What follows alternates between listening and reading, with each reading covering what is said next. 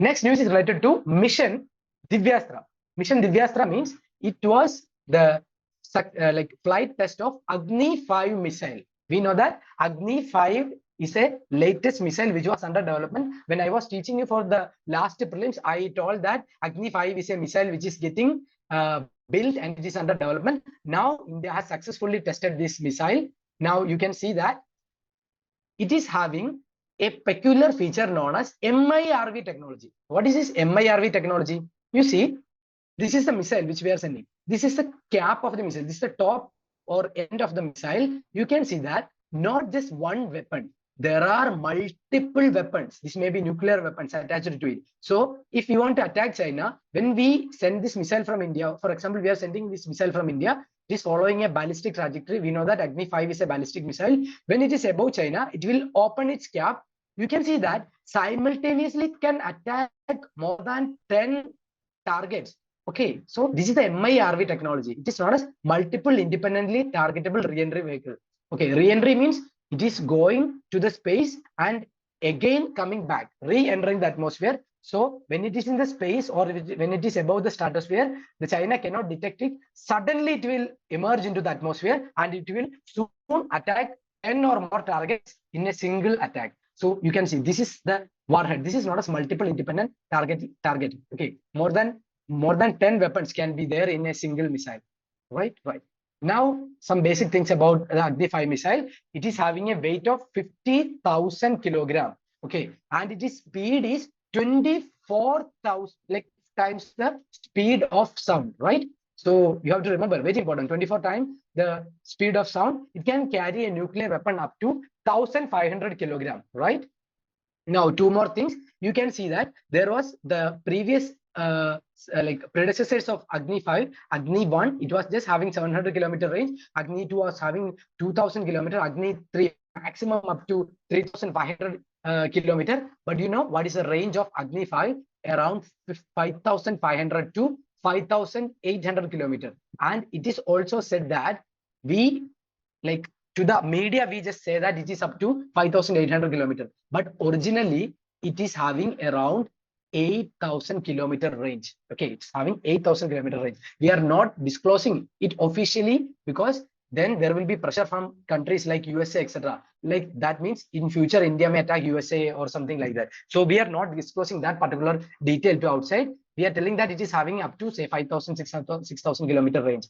You see, this is India, this is China, Russia. What is this circle indicates? 5,000 kilometer range. So you can with this 5,000 kilometer range, you can cover the entire Asian continent, Europe, and even African, many parts of Africa. But if this particular thing is real, that means if it is having this 8,000 kilometer range, it can travel the entire world, even USA or any other continent we can attack.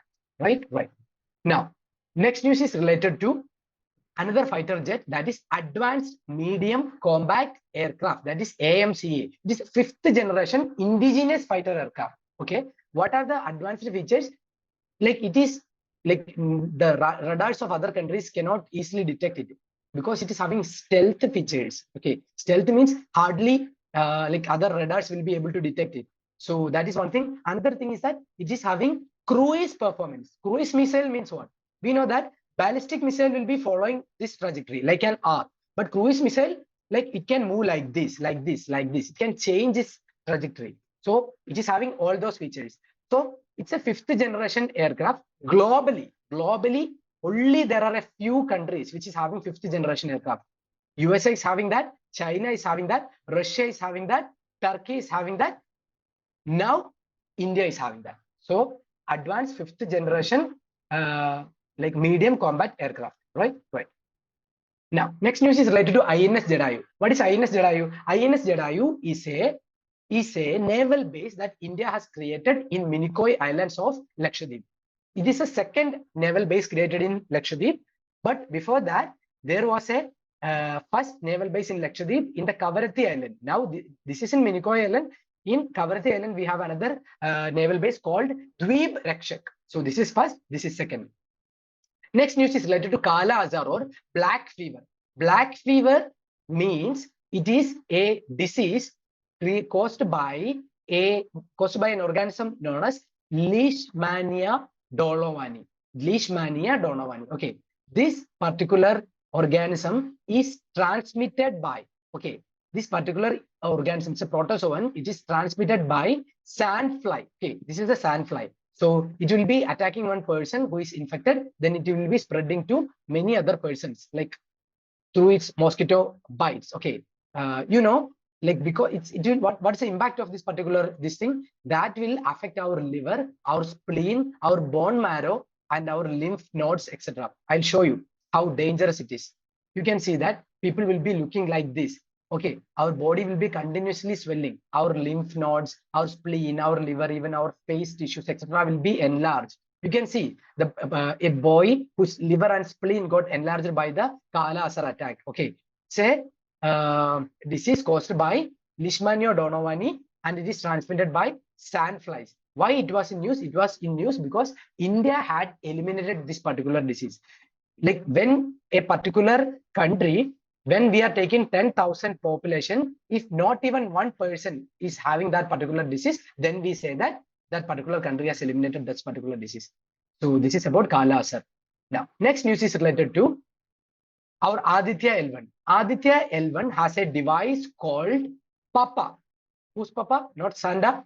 PAPA means Plasma Analyzer Package for Aditya. Okay, this is a particular device for detecting the electrons and other components in the coronal mass ejection. Corona of what? Corona of sun. Sun will be emitting lots of solar wind, which is composed of electrons and ions. So if it is reaching there, you know, this is the earth, this is the magnetic field of the earth, this is the Aditya L1, this is the sun. Okay, now when like in between sun and earth, we have placed the Aditya L1 in the Lagrange point. So whenever this coronal mass ejection, we call it solar winds, etc., all are almost same. Okay, so this will be measured. This will be measured by two sensors called sweep and sweekar. Okay, these are sensors which are fitted on the PAPA device, which is present in this particular like Aditya L1. Okay, so you can get the questions like this. PAPA analyzer was in use. It is related to, or sweep or sweekar was in use. It is related to. So it's related to Aditya L1 and coronal mass ejection detection. You know that this is the sun. It will be emitting coronal mass ejection or solar winds. Okay, so when these coronal particles or the ions, electrons, and kind of things from the sun is emitted, when that is carried by the solar magnetic field, when that particular thing reaches the earth, then we call it solar wind. All the particles, when it is ejected from the sun, then that is called coronal mass ejection. When that particular thing follows a particular path through the solar magnetic field, that is known as solar wind. Now that will be causing troubles to the earth satellites and all other electronic components. That will be detected by the PAPA. Okay, the components which are present in this particular solar field or coronal mass ejection, that will be detected by the PAPA. So that was in news. Next is related news is related to Bitcoin halving. What is Bitcoin? We know it's a cryptocurrency. Bitcoin halving means what? They are cutting the supply of Bitcoin. Like when they are cutting the supply of Bitcoin, what will happen? Its demand will increase. So its price will increase. We know that in 2009, if there was 50 Bitcoin available, it's a like for assumption, we are telling a number. If there was 50 Bitcoin available, in 2012, they have reduced it to 25, then 12.5, like that, they are reducing its number. This is known as Bitcoin halving. So Bitcoin's halving will be like increasing the demand and price of the Bitcoin. You know that there are two terms, Bitcoin mining, which will be increasing the supply of Bitcoin, Bitcoin halving, which will be reducing the supply of Bitcoin. Just remember that thing, very simple. Next thing is related to Gemma. Gemma is an artificial intelligence tool which was introduced by Google for like competing with the ChatGPT, etc. ChatGPT is not a Google thing. ChatGPT is created by another organization called OpenAI. To compete with that, Google has introduced a new AI tool called Gemma. So it will be helping in content creation, writing codes, creating applications, etc. So just remember that. Now, next news is related to new satellite of ISR called INSAT 3DS. So it is about weather forecasting, disaster management. So the catch here about this particular thing is that it will be in the geostationary orbit. Normally, when this particular thing comes in the question, you will think like this: no, that particular statement is false, because for weather forecasting and disaster management, we'll think that it must be in the low Earth orbit. No, for weather forecasting and disaster management, normally we normally place resource monitoring satellites in the low Earth orbit. For weather forecasting, etc., we are keeping it in the geostationary orbit. Why? Because in the geostationary orbit, you can see 1/3 portion of the Earth. Okay, that is one thing. Second thing is that geostationary satellite will be following the Earth. Okay, if it is focusing India, like that particular satellite will be seen in that particular location all the time. Every time it will be above India. So that's why we are keeping a satellite in the geostationary orbit. So it can if India is sending INSAT 3DS, it will be continuously monitoring the weather of India. It will be continuously monitoring the glacial melt and the probability of flood, etc., like disasters, tsunamis, etc. So it is kept in geostationary orbit. Don't forget. Next news is related to Western equine encephalitis. Western equine, why it is known as equine? Equines are horses, etc. Horses, etc. are a group of equines.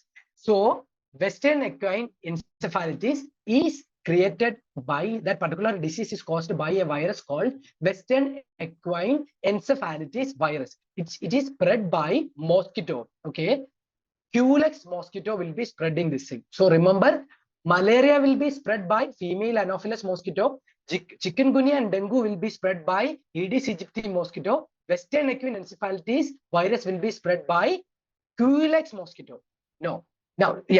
Culex mosquito. Now, which are the reservoirs of this particular thing? When we talk about Nipah, we say that bats are the reservoirs. When we are eating a fruit which are contaminated with bat, that will be spreading Nipah. So similarly, these kind of birds, passerine birds. What are passerine birds? Passerine birds are crow, pigeon, such kind of common birds which can sit on the tree with its claws. Okay, these are known as passerine birds. These are the reservoirs. Horses are the reservoirs. Rabbits, rats, etc. are the reservoirs. So remember these reservoirs. So what are the symptoms? Normal flu kind of thing. In the severe cases, it can cause death. Now, one more thing related to this thing, it is distributed throughout the world. Okay, even in North America, Canada, Brazil, Antarctica, etc. is there. So problem with this particular disease is that it is causing inflammation in the brain. Okay, it's causing inflammation in the brain. You know what is the meaning of encephalitis? We told that its name is Western equine encephalitis. Encephalitis in Malayalam, it means Mastishka Jwaram. Okay, it's a disease that is affecting the Mastishkam or brain. So it is affecting the brain. Okay, so remember that point as well. So even horses will be severely affected and killed by this particular disease.